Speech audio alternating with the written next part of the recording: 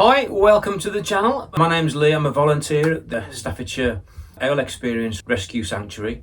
I'm here today with the owner of the sanctuary. This is Andy Campbell, and we're going to find out all about the sanctuary today, how it came about and what it takes to actually run the sanctuary as well. Hi Andy. Hi, good morning. Morning. So tell us a bit about how the sanctuary came about. Well, I was one of these people that had an owl as a pet, and my very first owl was Ollie, the African spotted eagle owl, which is in the bottom of Avery. Somebody came to me one day, said they'd found an owl. We rehabilitated the owl, sent it back, and one became two became four, and now we're sat with about 60 residents. Oh, so it multiplied. It multiplied over the years, yeah. Okay, and how many years have you been going with the sanctuary? We've been operating now for about 13 years, 13 all in all. Okay. Yeah. Has that always been on the same site? No, it started originally in my back garden. Okay. And then obviously we came to the stage of where we got so big that we had to find alternative premises. Okay. Now, you've got a wide variety of different breeds of owl here, and also not just owls. You've got other birds and animals too. So what else have you got here? Well, we've got about maybe 15, 20 different species of owls, and we've also got peregrine falcons, we've got buzzards, kestrels, red-tailed hawks. We've got a vast amount of birds around that come from around the world. You name it kind of thing? You name it, we've got it. Okay. And you've got meerkats as well, haven't you? We've got 4 meerkats that were rescued. So yeah, if you do ever come to visit the sanctuary, you will get to see the meerkats. Yeah. Along with the birds. Yeah. Okay. And obviously you get visitors come into the sanctuary during your opening hours, but you also provide experiences as well, don't you, in different packages? I think it's more about educating people about the importance of the birds. Unfortunately now, nature's been taken out of the national curriculum, so it's places like the Owl Experience Rescue Sanctuary that can educate people on the importance of these birds and why we need them. Do you go out on educational talks? Well, because national curriculum now has wiped out the nature studies in schools and things, I think it's vitally important that we get out to schools, we get out to venues and actually explain the importance of these birds, why we need them. Do you find that people have a lack of knowledge about owls and birds of prey? Do they learn a lot? Well, we get people that come here that live in these towns and cities, London, Manchester and places, that have never seen an owl. The more we get out there and teach these people about the importance of these birds, it's going to be beneficial to our generations to come, really. And do you get positive feedback?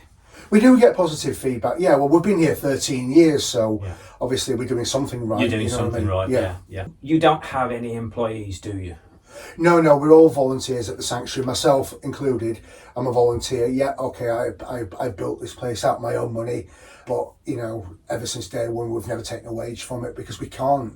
Yeah. Unfortunately, the funds are not there for us to do that. Yeah. So we run it on a volunteer service, basically. Yeah, because unlike money-making businesses, you don't invoice for a service or product.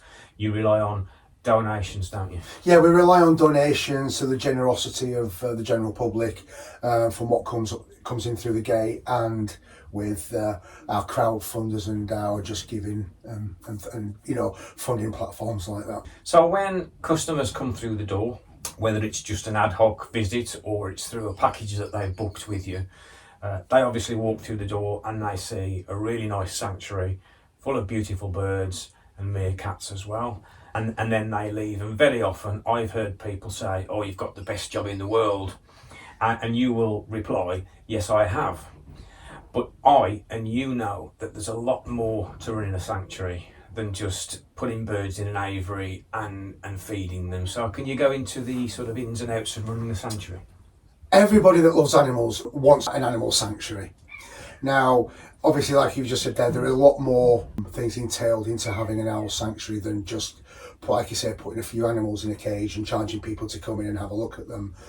Obviously, depending on what route you want to go down, if you want to go down just to an animal centre where you don't have the public coming in, which is fine, you can do that. But when you start going into the areas of people actually coming and paying to look at these birds, you have to have what's called a zoo licence. Now, your zoo licence is a very, very difficult process to go through. There's so many checks you need to be done. You know, you need to advertise that you're going to be applying for a zoo licence. You have to put it to a national newspaper, into a local newspaper, and it's quite a costly experience, not including the actual zoo licence itself. And also, you've got the responsibility of the volunteers that come here as well, the welfare of them. Obviously, that entails, well, paperwork for one, and you also take placements, don't you? We do. We work alongside colleges, universities.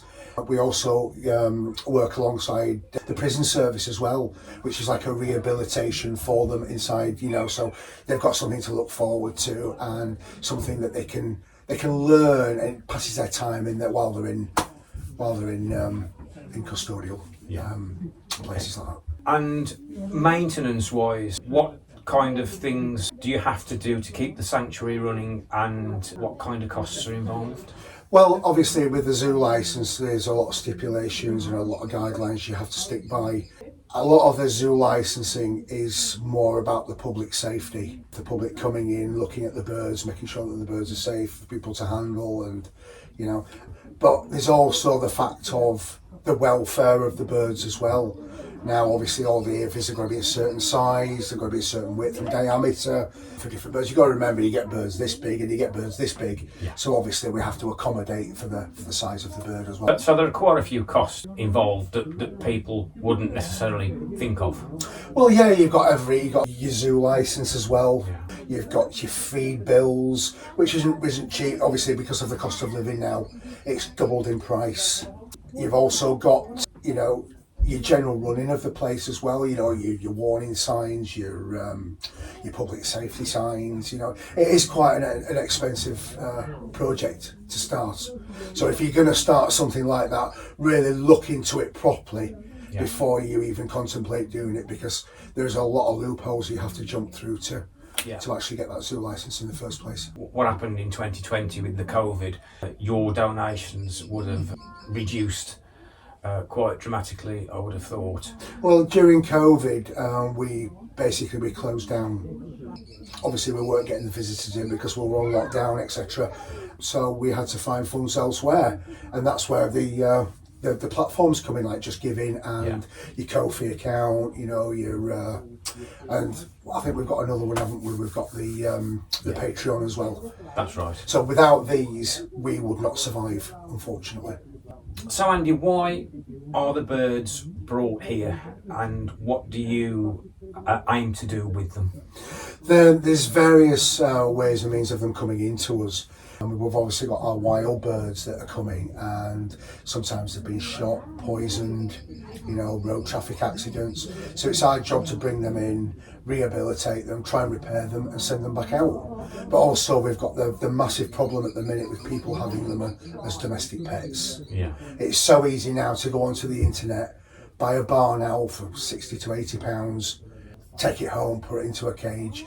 The problem now is that we don't have anybody governing who is actually breeding these birds. If somebody was governing the amount of birds that were breeding each year, places like this would not need to exist. Okay, because I can imagine a lot of, let's say, Harry Potter fans, parents of kids buying them a barn owl, for instance, and thinking it's very cute, maybe with even the intention of keeping them inside in a house, even, because some people on YouTube I see do that. But what's your opinion of that kind of thing? Whether it's a captive bred bird or whether it's a wild bird, a bird should never be kept in the house, regardless of what kind of bird it is. When I say birds, I mean birds of prey. Yeah. Birds of prey need to be outside for enrichment. So if you see a bird, you know, on YouTube that's on, you know, it's in a cage in a house or anything like that, I am totally against that. Yeah. A bird needs to be outside, it needs the fresh air, and it needs to see natural surroundings around him for enrichment. Would you say then, over the years that you've had your birds, they each have their own individual character? Every single bird has its characteristic. We have birds in here that are friendly. Yeah. We have birds that are aggressive, but it's the way you treat the birds. Yeah. Okay. If you treat that bird aggressive, that bird's going to be aggressive. If you treat it's like a dog. Yeah. If you train that dog to be aggressive, That dog's going to be aggressive. But the idea, when we say about the birds, is like keeping its natural instincts. Yeah. So there is a certain borderline that you need to go to, whether it's, you know, to keeping it wild, to keeping it as captive bred. So there's a fine line to where you can actually go to. Yeah. You know, like some falconers now, they will parent rear their birds, which means they will keep the birds with the parents. Yeah. So that basically if you put your hand in a nest, you come out with no hand. Yeah. Whereas if it's creche reared, which is taken away from the parents between 7 and 10 days, Yeah. you know, it'll sit there, it'll, you know, and that's the biggest problem. You know, these people are buying these creche reared birds. Yeah. And then, you know, like you said previously, keeping them inside houses, Yeah. Keeping them inside small cages. The amount of times that we've gone out to call outs from people saying, oh, we can't look after our bird anymore, you know. Yeah. We've gone in and we've seen them in parrot cages, we've seen them in boxes, cardboard boxes, you name it. But yeah, it's, like I say, there is a fine line between the way you train your birds. Yeah. I mean, I think places like this are vital because all these people who suddenly realise that they can't look after this bird or don't want to look after this bird, where would they go if places like you didn't exist? A lot of places now have actually closed down because of COVID. Because of the cost of living crisis, people can't afford to keep them anymore. If you're going to own a bird or something like that, you have to look into the future. Don't look at it there and then, oh, it's a cute, cuddly little bird. That doesn't work. You need to look at the long run. Is that bird going to be suitable for you? Are you going to be able to look after that bird? Are you going to be able to give that bird its enrichment that it requires? There's a lot more to it than actually just buying a bird and stick it in the cage. Yeah. It's not like buying, for instance, a canary or a Oh, no. A lot of people buy these birds and they don't realise what it entails. Yeah. You know, like coping beaks, coping talons, Yeah. replacing damaged feathers on birds, you know. There's a vast amount, it's a wide spectrum when it comes to owning birds of prey. It's not like owning a budgie or a parrot or anything like that. Yeah, yeah. So it's a good job that places like you exist because If places didn't exist like this, unfortunately, all these pets that are going to, you know, that are going into general public houses would unfortunately be euthanised because there's nowhere for them to go. and obviously people would then miss out on seeing these beautiful birds. Absolutely, yeah, absolutely. If it weren't for places like this. It all goes back down to educating people. Yeah. If you can educate those people and tell them the benefits of having a bird of prey, but there's also a downside to having the bird of prey as well. Yeah. People don't realise that, you know, that you have to cut up food for them, you know, and when we say cut up food, we're talking rats, mice, day-old chicks, things like that. They have to be cut up. There's a certain way you need to feed your birds, there's a certain way you need to house the birds, and unfortunately 90% of the time these laws are not adhered to, hence the reason again why they come to places like this. And I've got to say as well that being a volunteer here, I came here September last year, so it's probably 5 or 6 months. I have learned a hell of a lot from you and the other volunteers here, and I have actually taken an L when you were at capacity. Somebody That's brought right, an L you in. took Merlin, didn't you? That's right. Yeah. I think it was an elderly chap who had the owl who could no longer look after him. That's correct, yeah. Grandson brought him in. Normally I wouldn't know what to do, you know. Don't get me wrong, a lot of these people do keep their birds correctly, but like you just said there, their circumstances change. So if their circumstances change, we will do our best to rehouse that bird for you. Yeah. That bird will stay at the sanctuary so that you can actually come and see your own bird without having the fact of knowing it's going somewhere that you don't want it to go. Which is a good thing. People obviously are going to get very attached to their birds if they can't look after it for whatever reason. Sanctuaries like yours take them on.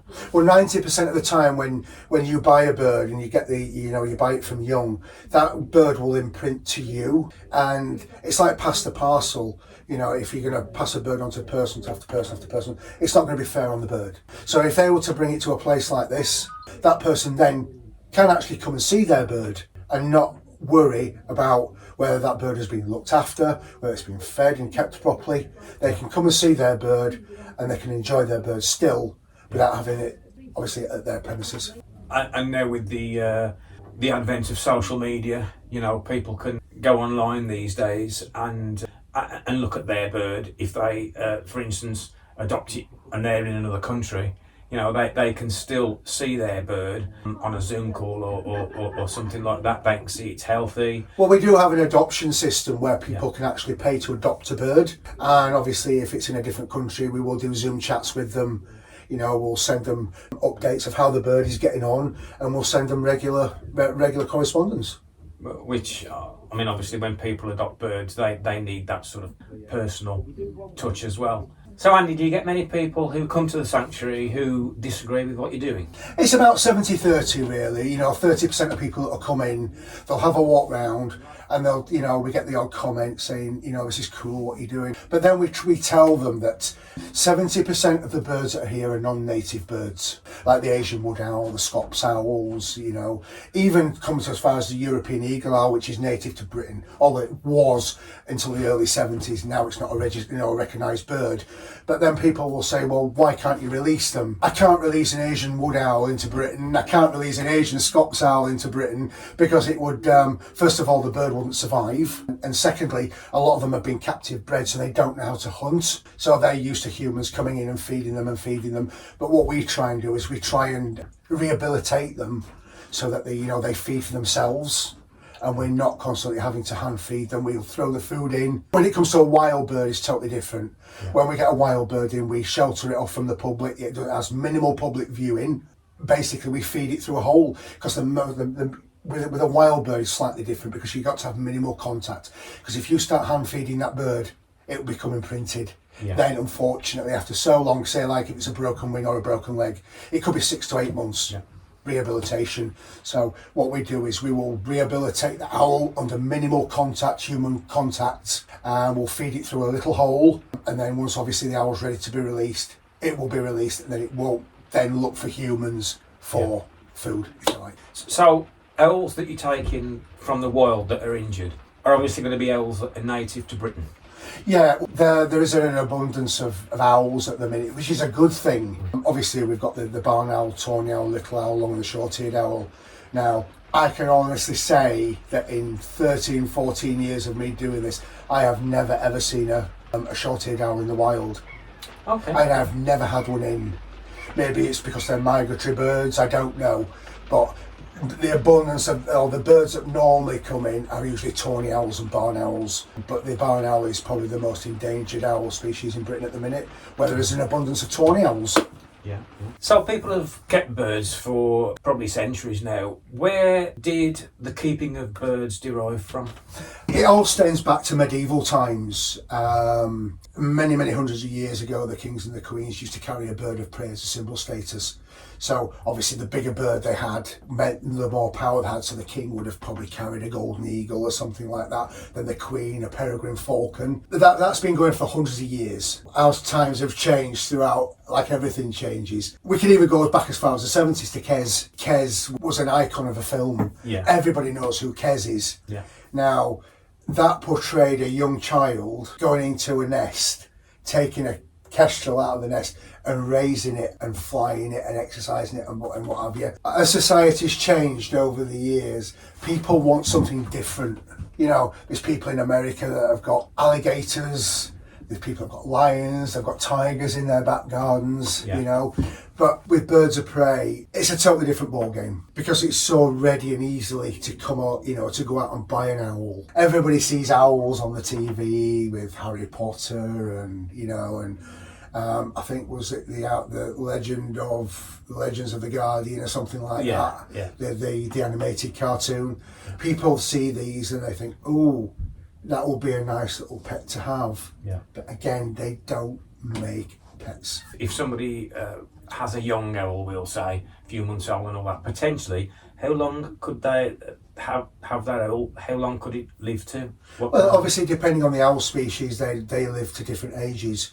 But normally, you're looking at a good maybe 15 to 20 years for a barn owl, so just for a simple barn owl. If you start going to the bigger species like the European eagle owl, they can live to 80 years old. You're in for a long haul with them. So that's what I was saying to you previously. Yeah. Please make sure that you can provide the means to keep that bird Yeah. Because you're going to have it a long time. Yeah. And for you to take that bird on, imprint it to you, and then pass it on to somebody else will be very, very unfair on that person that you're passing it on to. And more importantly, it'll be more detrimental to the bird itself. Yeah. So people need to be aware of the commitment they need. So to you make. need to be very, very aware of the length of time that you could possibly have that bird. Yes.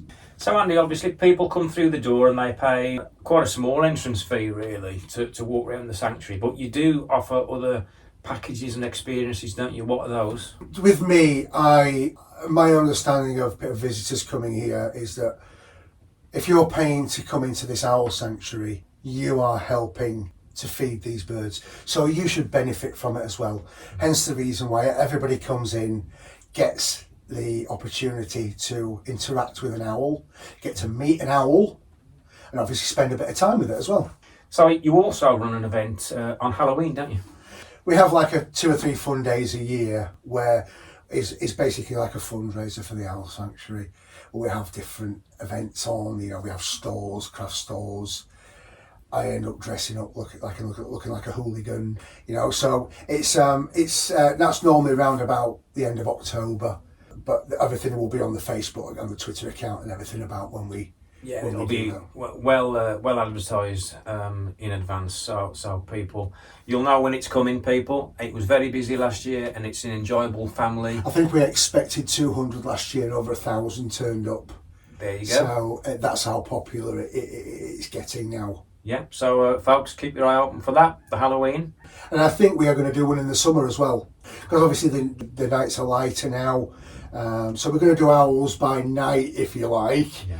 But obviously we're going to take the birds off site onto the farm itself, so people can interact more with the birds and actually spend a bit more time with them. Fantastic. Great for families as well. Oh, it's going to be amazing for families, yeah.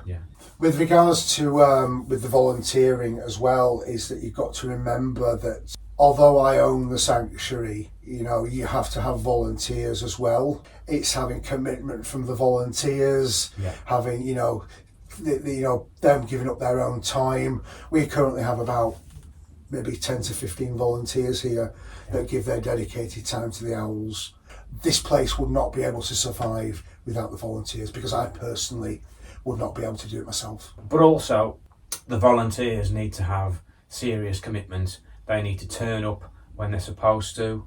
Obviously people are going to have times when they can't for whatever reason, but they do need to be reliable, don't they?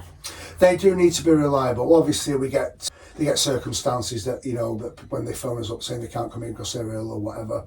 That's fine. Owning a sanctuary is having consistency, about having people that you can trust, that you can send into an aviary with a bird. They know how to handle that bird. They know how to care for that bird. But we offer all that training when they actually start here. They have a 3-week induction, and then we will introduce them to the birds, and then obviously then they can start to do flying exercises with them. They can do handling exercises, that kind of stuff. Yeah.